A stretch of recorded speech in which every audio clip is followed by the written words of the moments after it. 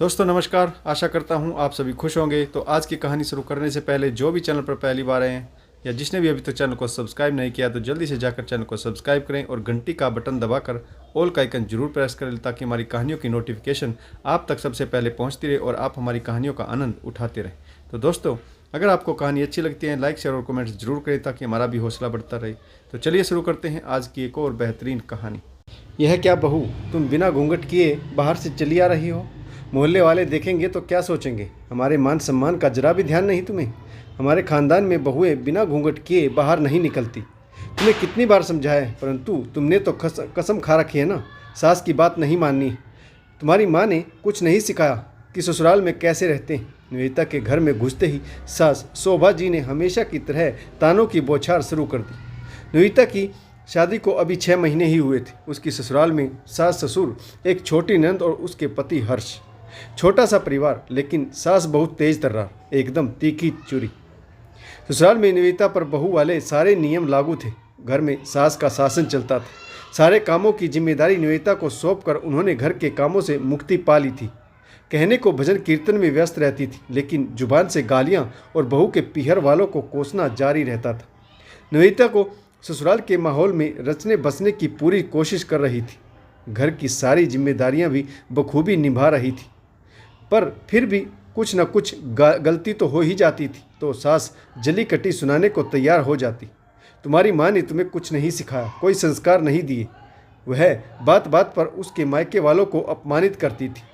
निवेदिता के संस्कार थे कि वह सास के सामने चुप रहती और कोशिश करती कि आगे से उन्हें शिकायत का कोई मौका ना दे, ताकि माँ के संस्कारों पर सास उंगली ना उठाए। निवेदिता को 2 दिन पहले मायके गई थी रुकने के लिए। अब जब हर्ष उसे लेने गया तो पता चला कि निवेदिता अपनी मौसी के यहाँ गई थी, जो उसी शहर में रहती थी। थोड़ी देर वह वहीं पर रहकर उसकी प्रतीक्षा करने लगा। तभी शोभा जी का फ़ोन आया। उन्होंने बेटे को न जाने कौन सी पट्टी पढ़ाई कि हर्ष गुस्से से तिलमिला उठा। शोभा जी ने कहा, बहू की हिम्मत कैसे हुई हमसे पूछे बगैर अपनी मौसी के यहाँ जाने की? हमने उसे मायके भेजा था कि रिश्तेदारों के यहाँ मौज मस्ती करने। क्या समधन जी को इतनी भी समझ नहीं कि बेटी शादीशुदा हो तो कहीं भी भेजने से पहले उसके ससुराल वालों से आज्ञा लेनी होती? हर्ष तुरंत ही निवेदिता की मौसी के यहाँ पहुँच गया। वह बहुत गुस्से में था। वह निवेदिता को भला बुरा कहने लगा। बिना बताए अपनी मौसी के यहाँ आने के लिए उसे डांटने लगा और तुरंत ही वहाँ से चलने को कहा। निवेदिता अपनी मौसी की बहुत लाडली थी। एक ही शहर में रहने के कारण बचपन से वह उनके घर आया जाया कर। मौसी की कोई बेटी भी नहीं थी। हर तीज त्यौहार पर वह निवेदिता को ही गिफ्ट देती थी। निवेदिता भी मौसी को अपनी माँ जैसी समझती थी। मौसी ने हर्ष को समझाना चाहा, परंतु वह गुस्से में बोला, आप चुप रहिए। आप लोगों के लाड प्यार के कारण ही यह बिगड़ी हुई। इसे इतनी भी समझ नहीं कि कहीं भी जाने से पूर्व अपने पति से परमिशन लेनी चाहिए। लगता है आपके परिवार में सभी महिलाएं ऐसी ही हैं। हर्ष ने ऐसा कहा तो मौसी जी ने अपने आप को अपमानित महसूस किया। वह हर्ष को अपने सगे दामाद सा प्यार करती थी, लेकिन आज उनके दिल को बहुत दुख हुआ। बहन की बेटी को थोड़ी देर के लिए अपने पास बुला लिया, लाड प्यार जता लिया, तो इसमें कौन सा बड़ा अपराध कर दिया उन्होंने, जो हर्ष इतना गुस्सा हो रहे थे। मौसी ने हर्ष को विदाई के पैसे देने चाहे तो उसने वह भी नहीं लिए। मौसी जी की आंखें नम हो गई। निवेदिता के दिल को भी बहुत गहरी चोट लगी। उसे हर्ष से ऐसे व्यवहार की उम्मीद नहीं थी। हर्ष के इस व्यवहार से दुखी होकर निवेदिता ने ससुराल में कदम रखा। वह लगभग रो रही थी और फिर सास ने घूंघट को लेकर बहू को फटकारना शुरू कर दिया। यह टॉपिक बंद हुआ तो सास ने उल्हाना दिया, एक तो बिना बताए अपने रिश्तेदारों के यहाँ चली गई। क्या यही सिखाया है तुम्हारी माँ ने? निवेदिता हर्ष के बर्ताव से पहले ही दुखी थी। आते ही सास के ताने सुनकर उसके सब्र का बांध टूट गया।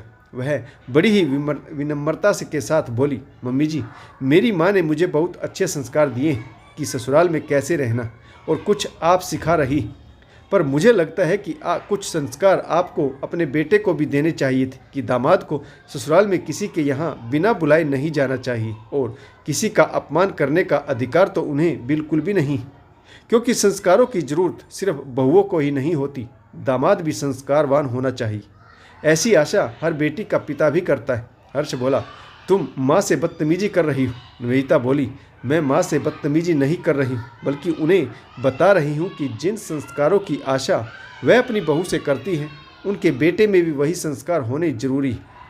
बहू को कैसे रहना चाहिए यह तो मम्मी जी हमेशा बताती रहती, पर दामाद को ससुराल में कैसा व्यवहार करना चाहिए यह बातें आपको बताना वह भूल गई, जो मैं याद दिला रही। निवेदिता से ऐसे जवाब की उन दोनों को आशा नहीं थी, जिसे सुनकर उनका क्रोध शांत हो गया। शोभा जी को भी अपनी गलती का एहसास हुआ और उन्होंने अपने बेटे को समझाया। शोभा जी ने बहू को आश्वासन दिया कि आज के बाद इस तरह की गलती नहीं होगी। तो दोस्तों, यह एक छोटी सी कहानी आपको कैसी लगी कमेंट्स जरूर कीजिएगा। इस कहानी में किस पात्र की भूमिका अच्छी रही और इस कहानी से आपको क्या सीख मिली यह भी कमेंट्स करके जरूर बताइएगा। तो कहानी पढ़ने के लिए आप सभी को बहुत बहुत धन्यवाद। जय हिंद, वंदे मातरम, भारत माता की जय। जय जवान और जय किसान।